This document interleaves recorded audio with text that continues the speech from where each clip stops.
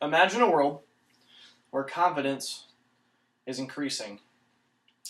Imagine a world where people are becoming more and more prideful in themselves, more and more self-righteous, more and more confident in them, which isn't a bad thing, necessarily.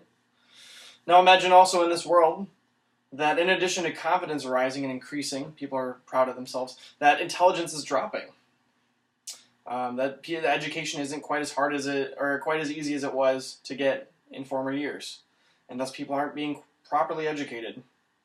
And so we have now confident people and people who aren't really smart. People who are very intelligent.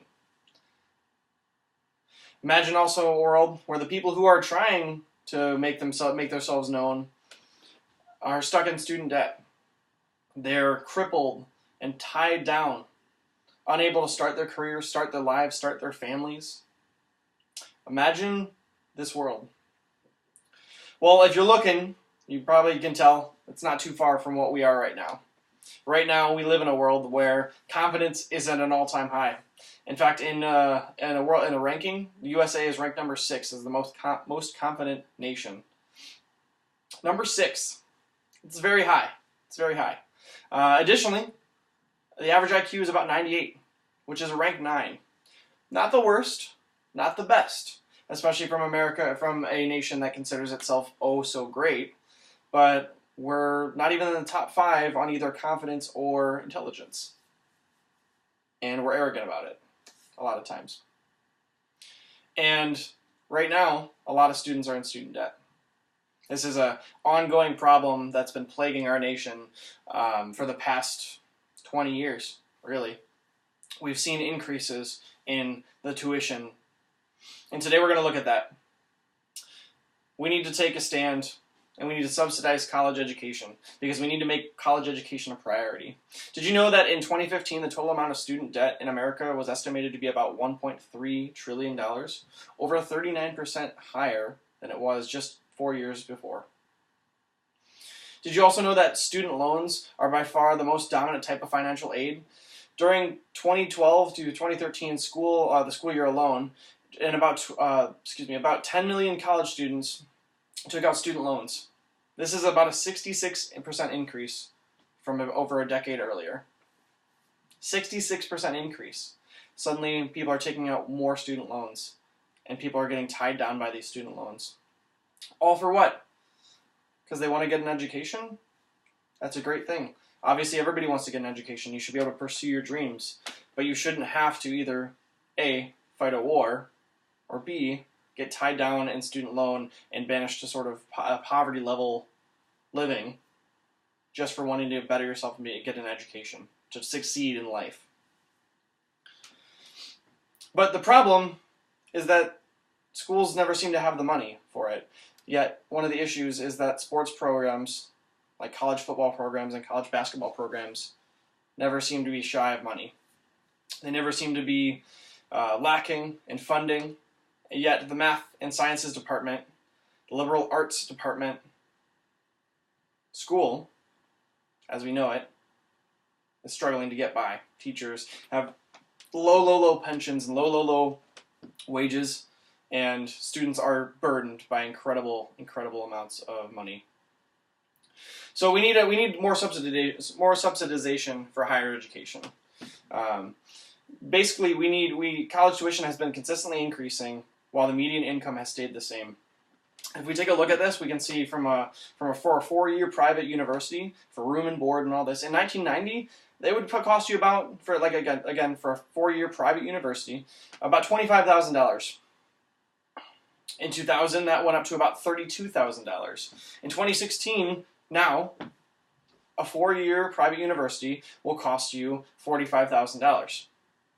Quite an increase from 1990 of $25,000. Now, what does that shape up against you? Well, the average income has barely budged. In 1990, we had the average income of a household was about $16,000. In 2000, that jumped up to a little bit under $20,000, so about a $4,000 increase. And then in 2016, right now, the average income is about $31,000, depending on where you live. not nearly comparable to the jumps and the exceeding leaps that we're seeing in college education. And that's for private universities. This is happening all across the board, though.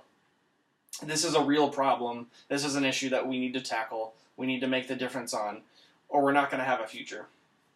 We're not going to have competent and intelligent and properly confident children. As college tuition continues to rise, we have been trapped. So why else? Why should we do it? Other than just throwing money at it and hoping it'll fix it? Well, really, we owe it to ourselves. We owe it to our grandkids. We owe it to the generations that are going to pass us. And we need to be selfless right now for the future. The money we spend on today will benefit our future. Students cannot succeed when they're tied down. How is somebody expected to fulfill all the roles and all the things that are asked of them just getting out of high school if they have overloaded student debt that they cannot on a minimum wage job, since most jobs require 5 years of experience, on a minimum wage job most likely, how are they supposed to pay that back? We owe it to ourselves. The 60% increase, there's been a 60% increase in enrollment over the past 35 years. Additionally, people are finally going to school. People have always been going to school, but people are going to school and they really want to learn. We've seen a 60% increase. We need to subsidize the tuition. And additionally, college students have no way of paying back these debts. As I mentioned before, most students are on a minimum wage or anywhere between minimum wage to $12 an hour job.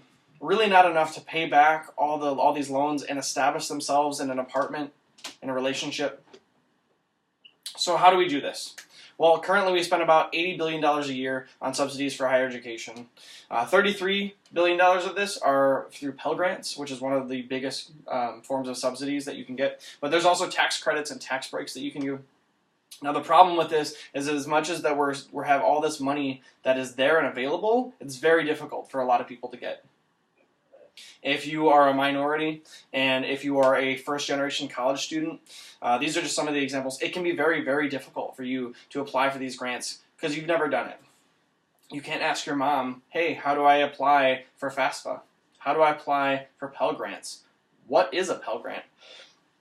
It's very, very difficult for a lot of these students to go to college. And additionally, many students actually just count themselves out. They say, well, my mom, my dad, my grandma, everybody works here. This is where I'm going to work. My dad's a mechanic. I'm going to be a mechanic. If you want to be a mechanic, that's great. But we need to stop restricting our students because of their poverty level and their economic status. And we need to make access to affordable education a priority. We need to make financial aid less of a hoop to jump through. It shouldn't be a 14-part step just to go to college. Of course, you can't be throwing away money, but it shouldn't be a 14-part step. We need to stop treating college like a corporation and like a business and treating our students like farms and start treating it like what it's supposed to be. We're supposed to teach, we're supposed to inspire, and we're supposed to encourage and create the new innovators of America. Thank you.